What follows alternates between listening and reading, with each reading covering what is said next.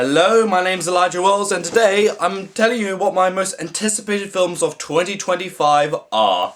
As in, films that are coming out in the calendar year of 2025. First, we'll lay some ground rules off, as in, I'm reading this off the calendar of the United Kingdom list, as in, I'm from the UK, so it makes logical sense that I read off of my own country's list.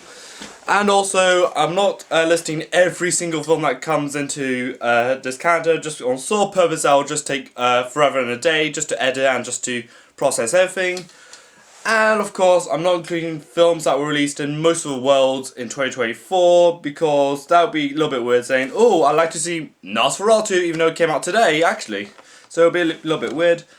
And also, a couple things is, if it's something like a streaming movie, a foreign film, or an indie film, they tend to add these films at the last minute or only with a few months in advance. So, and there may be some sprinkled in right now, but it's not all of them, all the indie foreign films or streaming films. And of course, this is all cinema films that are coming out, so don't expect anything to come out streaming-wise. And one last thing. Delays may happen, either if it's due to another strikes or the pandemic, God forbid that happens, or maybe some behind-the-scenes drama which caused the film to be delayed. But without further ado, let's check out the films of 2025. Winter releases. For 17th of January, we have Wolfman, which stars Julia Garner and Christopher Albert, which is from the same director from Invisible Man.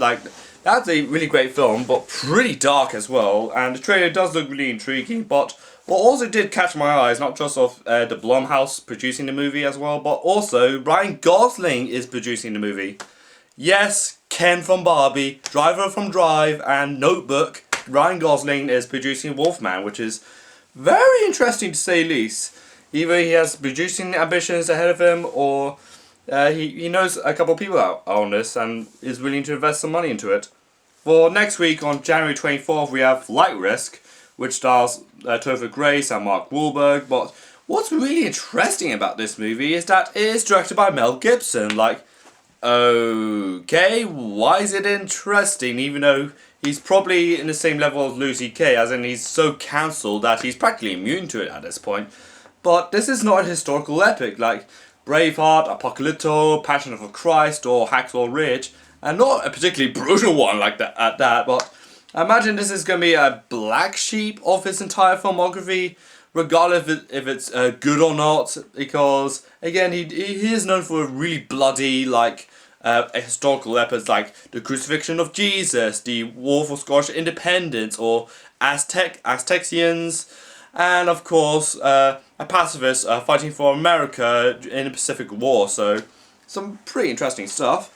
There's Presence on the same day, Presence by Steven Soderbergh, which is about an evil presence, but in its POV, which sounds somewhat interesting. And Colors Within, even though it's released in Japan last year, but this does look interesting. It's from the same guy who did A Silent Voice, same director who did Silent Voice, and same writer, not just who did Silent Voice, and also Violet Evergarden, so might check that out. For 7th February, we have Love Hurts with Gong Hee-gwai, and also from the same people who made Nobody. So essentially, action films with somewhat of a comic flair to them, and this time with Gong Hee-gwai, as a real estate agent with a very shady past that he tries to leave behind him, so might give that a shot. On the same day as in 7th February, we have Dogman with Isla Fisher and Pete Davidson and Ricky Gervais.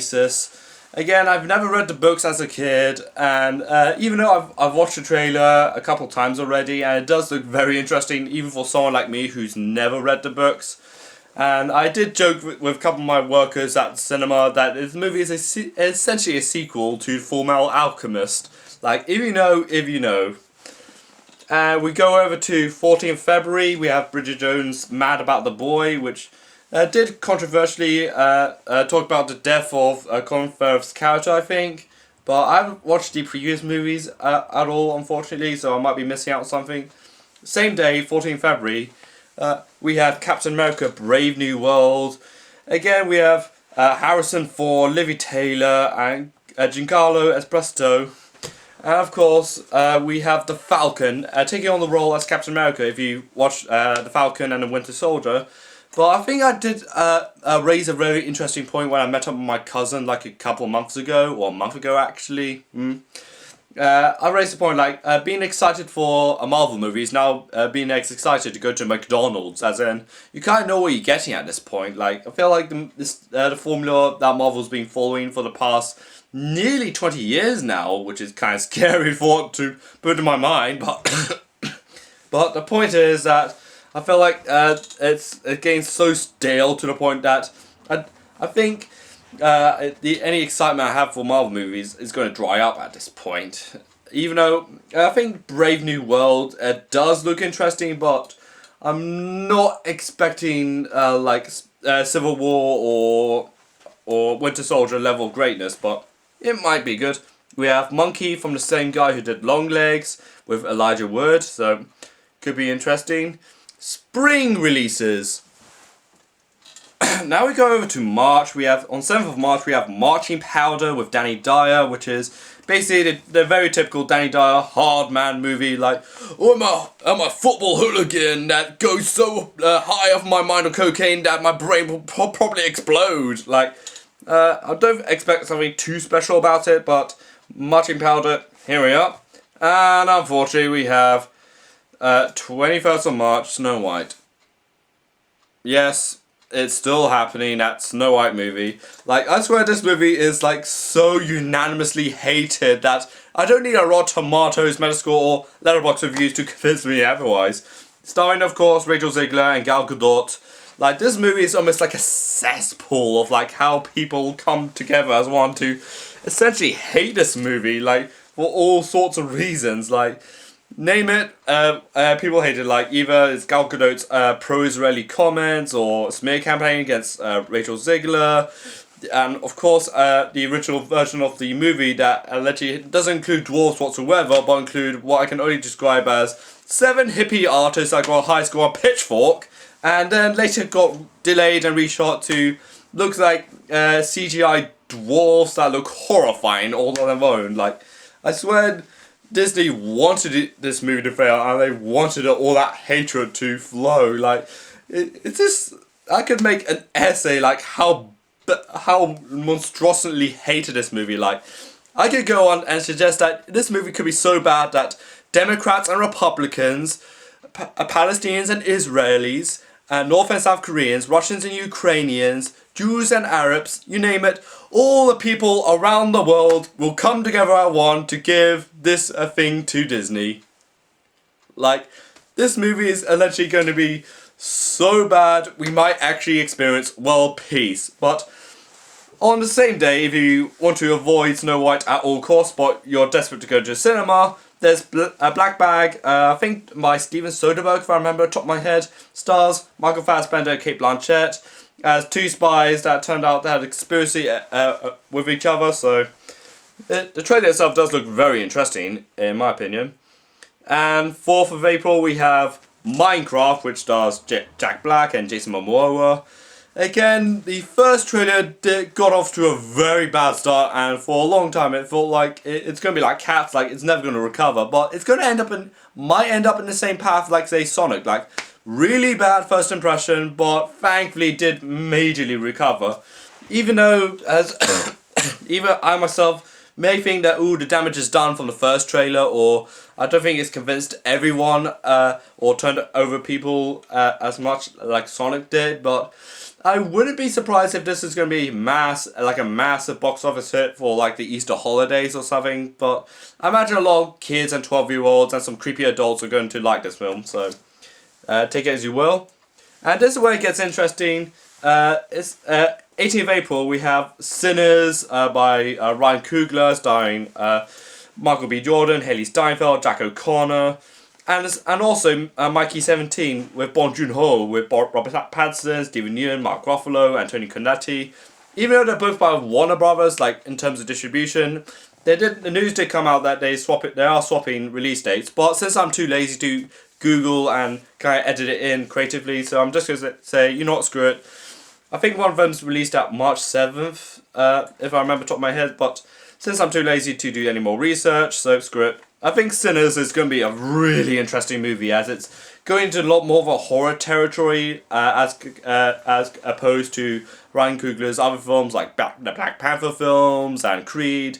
Like this looks like a very interesting movie, and also the main character, or the main twin character, is Elijah, which thank you for the representation, and Haley Steinfeld's character is Mary, which is my sister's name, so I feel represented already. Like the really, really narrow representation field that you got. Like you have my name and you have my sister's name in this. And we have Mikey17. Like I absolutely adore Parasite. And of course, Snowpiercer was an absolute masterpiece in modern action. And I'm very surprised. Surprised on how Bong Joon-ho's third outing in English is going to go down after the Netflix film Okja and of course Snowpiercer. As he's basically Rob Pattinson plays a reprinted version of himself, but somehow after either a malfunction or a glitch or something, a second copy got released. So they must see like. Which one should we kill? Of course, Sinners is about twins who return to their home and find out it was invaded by vampires, which, again, both films are incredibly interesting, so I'm definitely want to check out both films really soon. And, of course, Mikey17 was heavily delayed, but shouldn't distract me of how really great the trailer is. And we have 2nd of May, Thunderbolts. Again, I'm less convinced about this movie than I was with that Captain America movie, because the trailer-wise looks unbelievably generic and boring. Like, nothing really draws me in, nothing really sucks me into the trailer. Outside, I don't know, a really generic, like, minor key version of Where Is My Mind from Pixies. Like, I've seen him live, actually, so. It stars Florence Pugh, David Harper, and Sebastian Stan, and Julia Louis-Dreyfus. Again, it's basically Suicide Squad, but Marvel side characters, villains, maybe, but at this point, I think I wouldn't be too surprised if some of you would skip this and wait till it goes on Disney+. We have Final Destination, Bloodlines, again, even though not an installment for like 15, 14 years now, but I want to see how things will pull off then. And for May 21st, we have Mission Impossible: The Final Reckoning with Tom Cruise. Even though I feel like Tom Cruise has been hyping up, saying that this could be the final ever installment of the Mission Impossible franchise, since it is the longest running franchise without any reboot whatsoever. Like with this franchise now, I think it's been going on for like close to like or even 30 years at this point, and of course, Tom Cruise is like in his 60s now, so I imagine he just wants to hang up the boots at this point. So I imagine either this is the final installment for real this time, or this is going to be the final crawl for Ethan Hunt. Even though the movie has been marred with like a ballooning budget, and of course a really brutal filming schedule, which apparently lasted for like nearly a year or something, or over that. So we'll just hope it doesn't disappoint the box office like the previous film did. And 30th of May we have The Karate Kid with Jackie Chan and Ralph Macchio. Essentially, it ties in all the IPs of Karate Kid, like with Cobra Kai, the original Karate Kid movies, and even the one with Jaden Smith in it. So it's essentially not a sequel where it ignores the other sequels, but it's a sequel that acknowledges all of them. I'm guessing even the one with Hilary Swank in it, but we'll just see what world we live in. So here we go. Summer releases! And now we move over to June. We have Dirty Dancing 2 on June the 6th, which is a little bit surprising, just on sole purpose that I haven't heard all that great amount about the sequel coming out. And of course Patrick Swayze has passed away like for how many years ago at this point, but I'm not sure if it's like printed here by mistake, or of course it does happen, but the press is surprisingly really low, even for like production standards. But on the 7th of June we have Ballerina, the John Wick film.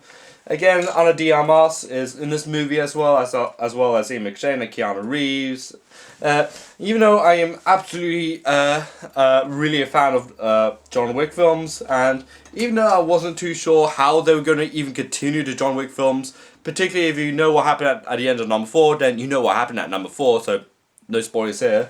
But the good news is it does it does take place between number 3 and number 4, so essentially a mid-gore prequel in a sense. So even though it has been heavily delayed, either due to like reshoots and some lionscape reshuffling, but I am somewhat optimistic about Ballerina being a hit in the box office.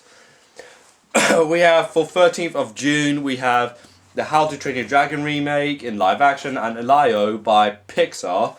Again, we'll start with How to Train Your Dragon being both released at 13th of June. Why DreamWorks? Like, now you're really wanting that Disney live action money at this point? Really? Like, I am now already in fear that even DreamWorks are going to remake their entire back catalogue entirely live action. B-movie? Live action, baby! Or Home, that movie with Jim Parsons and Rihanna? Live action, baby! Or Ads with Woody Allen, which I think casting-wise wouldn't sound great nowadays, considering what he's been accused of. It's a live action movie right away. If they adopted the Disney mindset of, like, if it's an anime film, we're going to make it into live action. So I'm just hoping it's just the one film they're going to do an adaptation of in live action. But I'm just hoping that's just the only one. We have Elio, which is about a kid who gets abducted by aliens and he is mistaken for the ambassador of Earth. Of course. Well, it is called Earth, as the kid refers it to. So I imagine a very fun, colourful, spunky little Pixar movie. Since I think, of course, Pixar were back after a really brutal losing streak and a really botched rollout on Disney+. And I'm hoping after Inside Out 2 that they're going to come back to the usual winning ways. On 20th June we have 28 Years Later with Aaron Taylor Johnson, Ray Fiennes, Cillian Murphy, Jodie Comer. Again, this is the first installment of the 28 something later since 2007. So doing the math, it's 18 years since we've heard anything from the rage virus infected world that these people live in. As in, to put that in perspective, Little Children and Tar, both be directed by Todd Fields, took like 16 years to make. So unlike Todd Field, Danny Boyle was making all sorts of different films around that point, like a movie about the Beatles, a series about Sex Pistols, and of course there was around that same point as that other 28 weeks later, he directed Sunshine, which is a great movie, and I do like the slasher ending at the end of it, if I remember correctly. And of course he did direct the Trainspotting sequel, and this time new characters like Ray Fiennes and Aaron Taylor Johnson are also present in this movie as well. And what I'm also really, even though I haven't seen the other two films, but what I'm really hoping for is the post-rock legends, being Godspeed You Black Emperor, doing the famous East Hempstead songs like they did in 28 Days Later. If you know the theme, which is like post-rock legend at this point, like, it's basically Cillian Murphy wandering around a deserted London while that song plays in the background, like Chef's Kiss. We have 27th of June, we have F1 with Brad Pitt and Javier Bardem, and it's from the same director who did Top Gun Maverick and Oblivion, another Tom Cruise film, and Tron Legacy. So I think outside the some problems like a really lengthy shoot, and a really high budget, but I feel like Top Gun Maverick, I feel like Joseph Kosinski, the director, is going to really pull off like massive box office troves despite the delays and escalating costs. But also, what's also interesting, I want to know who does the music in this movie. Like, even though I haven't, I think they're just going to do like Hans Zimmer, like they did in Top Gun Maverick. But they also did, he also did do like Daft Punk in Tron Legacy, MAD3 for Oblivion, who I did see live actually.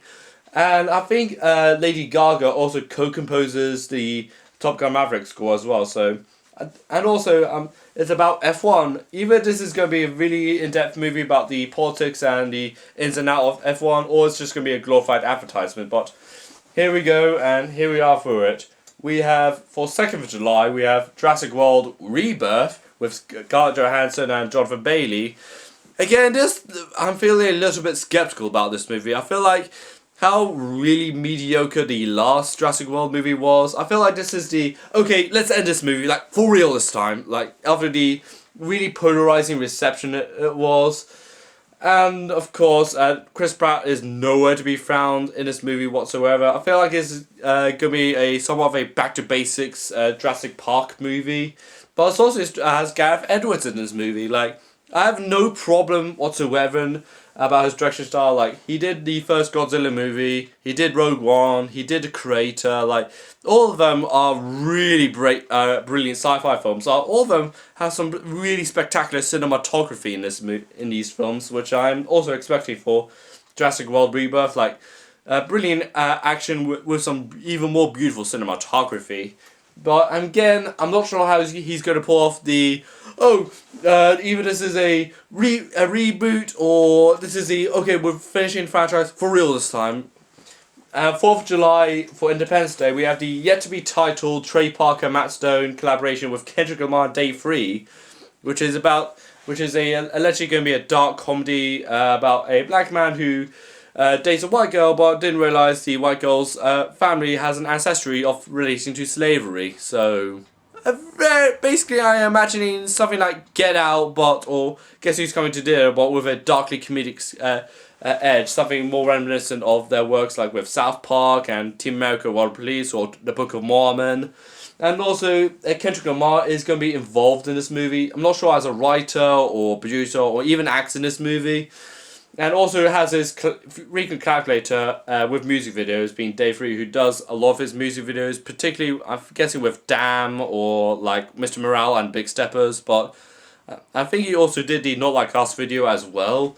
But I'm very interested how they're going to pull off, particularly now in the second Trump era, which is going to be very interesting, to say the least.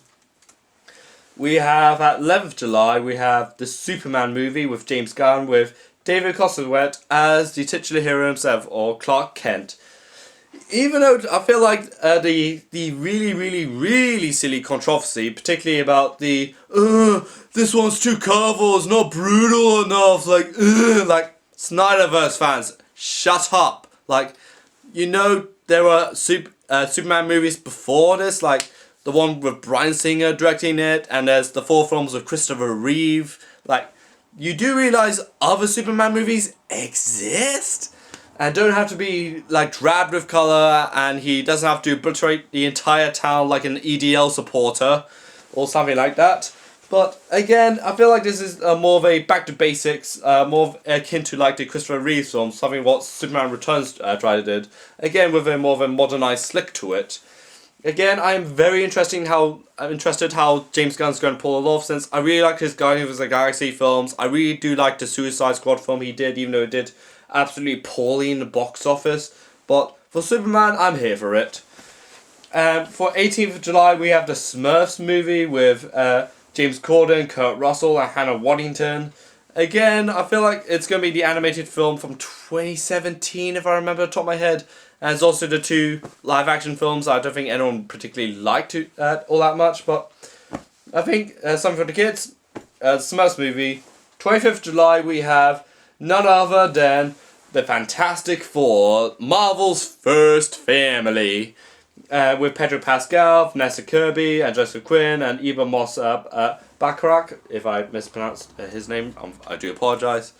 Again, I feel like this is going to be the 3rd and hopefully the good attempt at making a Fantastic Four film, where the ones in the 2000s with Chris Evans, I feel like I can sum up as basically a sitcom with a notably high budget, and the 2015 one with Josh Trank, famously disowning his own movie with Miles Teller, Jamie Bell, and Kate Mara as well, and Michael B. Jordan. I feel like this is basically all the criticisms of Man of Steel, but taken up to 11. As in, it's dark, drab, it's brutal dark, and it's just a really boring movie just to sit through. Like, it's just not a fun film to sit through. Like, I feel like this is the studio execs daring each other, back in 2015 one, daring each other to make the worst possible superhero movie, and somehow didn't exactly get away with it. So, I'm just hoping all involved learn from their lessons. Now we're going to summer holiday territory with, for 1st of August, we have the Naked Gun reboot with Liam Neeson and Pamela Anderson and Paul Walter Hauser. Again, I really like the movies with Leslie Nielsen and Priscilla Presley, they're absolutely comedy gold mines from the same masterminds who did Aeroplane, one of the best comedies ever made.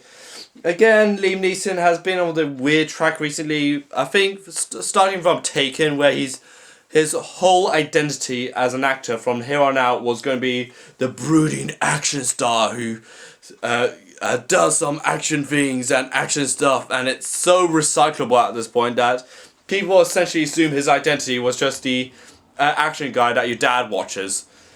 But however, he's going to lighten up, thankfully, as a comedy based off the Police Squad series. Of course, on the same day, August 1st, we have Bad Guys 2 with Sam Rockwell and Awkwafina returning as well. Again, I haven't seen the first film, but I did see the mediocre Christmas special that was on Netflix. But it does look somewhat promising to check out Bad Guys 2 for 8th of August, which gets a very very interesting with Battle of Backtown Cross, directed by P.T. Anderson or Paul Thomas Anderson, starring Leonardo DiCaprio and Benicio del Toro and Sean Penn.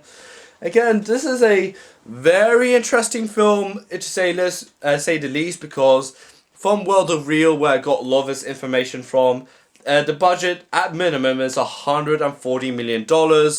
And of course, Warner Brothers are literally pulling out the guns on this one, like giving it a summer release of all times. Like, you know, P.T. Anderson, like Paul Thomas Anderson, like, you do realize he's a director not exactly known for box office fares, but more critical fares, given the film's enormous budget.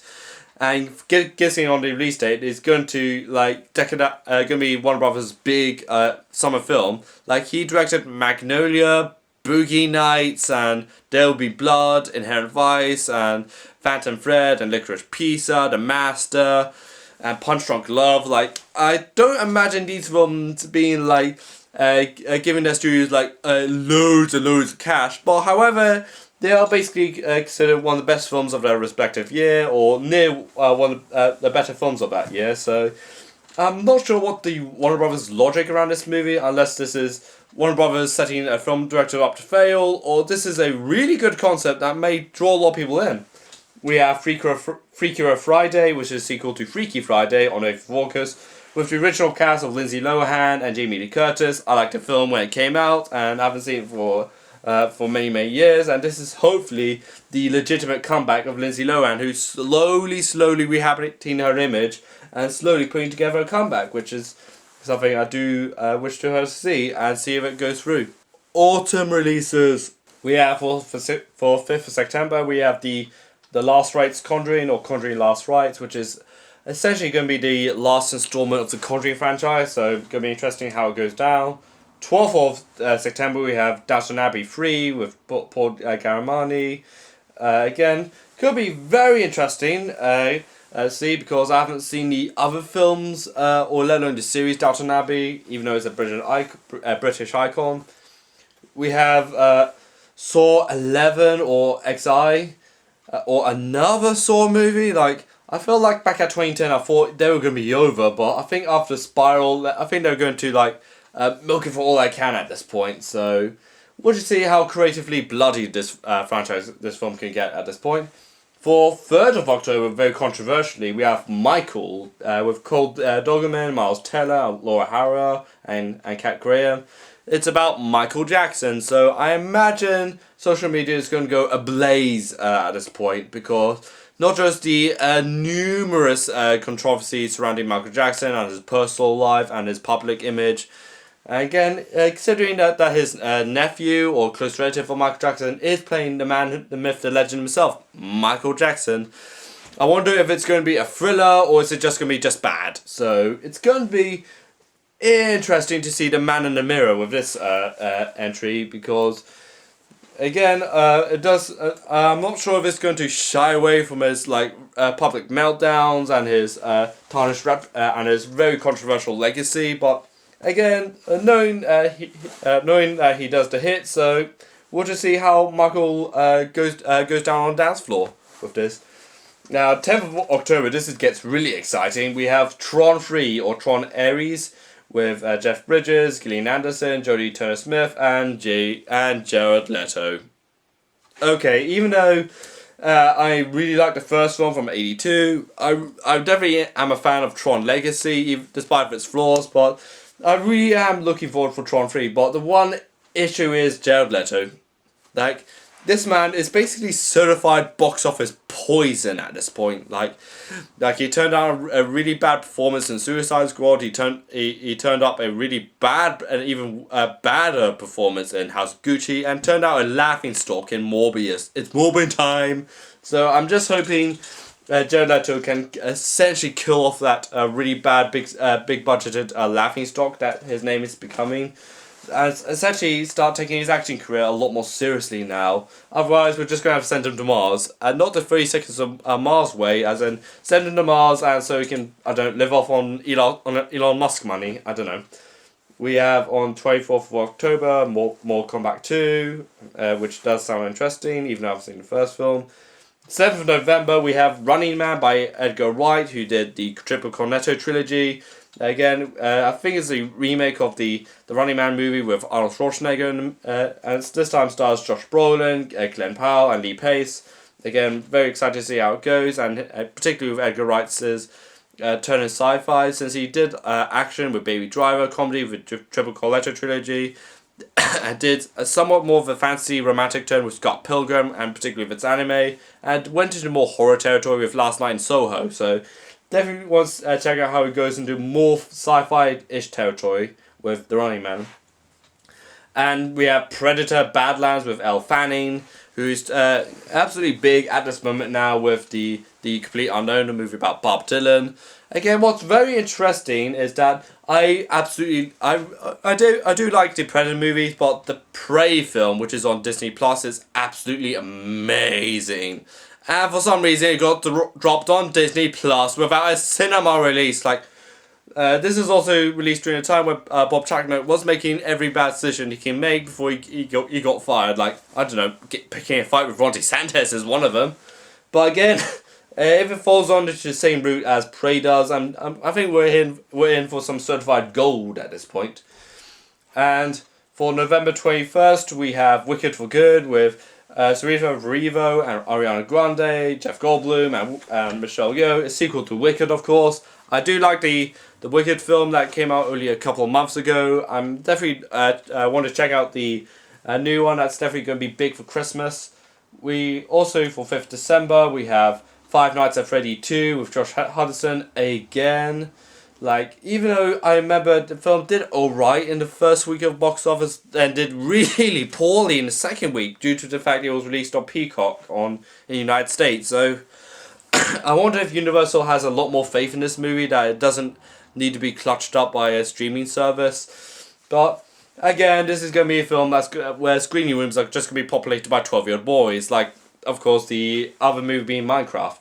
For 19th of December, this is where it gets really up and going. We have Avatar: Fire and Ash, which, again, a long-delayed sequel to an already long-delayed sequel of a visual masterpiece that is Avatar. Even though I absolutely consider Avatar to be one of the most consequential sci-fi films of the 21st century, even though I definitely had one or two problems with the sequel, but I'm hoping Fire and Ash will definitely brush away a lot of the criticism, or at least address it, particularly one or two plot holes, and of course the movie's notoriously crushing runtime of 3 hours and 12 minutes. Even though I'm not sure how James Cameron is going to navigate through all of this, considering he did shoot this movie back to back with Wave of Water. Of course, Kate Winslet's there. Of course, Sigourney Weaver's there. So is Aldana. Sam Worthington's also there. I'm definitely wanting to check this movie out, since Avatar is made for the big screen, of course. And last, certainly not least, we have SpongeBob movie, Search for SquarePants. Again, this is a lot more interesting because I remember there were two SpongeBob movies I remember growing up with, like the first one where they had to find the crown, second one where they very briefly had a live action interval at the end where they were superheroes, but now there were a good dozen Netflix films for some reasons. I feel I feel like this shouldn't be back to more Netflixy quality of a film. I feel like there's like a dozen of them at this point. I'm hoping it goes back to more traditional animation like the first two films do. Like, first two animated films. So, there you have it. All the films of 2025. So, what are your most anticipated films of 2025 and what films are you looking forward to seeing? Like this video, comment down below, subscribe to my channel and follow me on Twitter and Instagram, Letterboxd and Blue Sky Threads and This is Elijah Rolls and bye.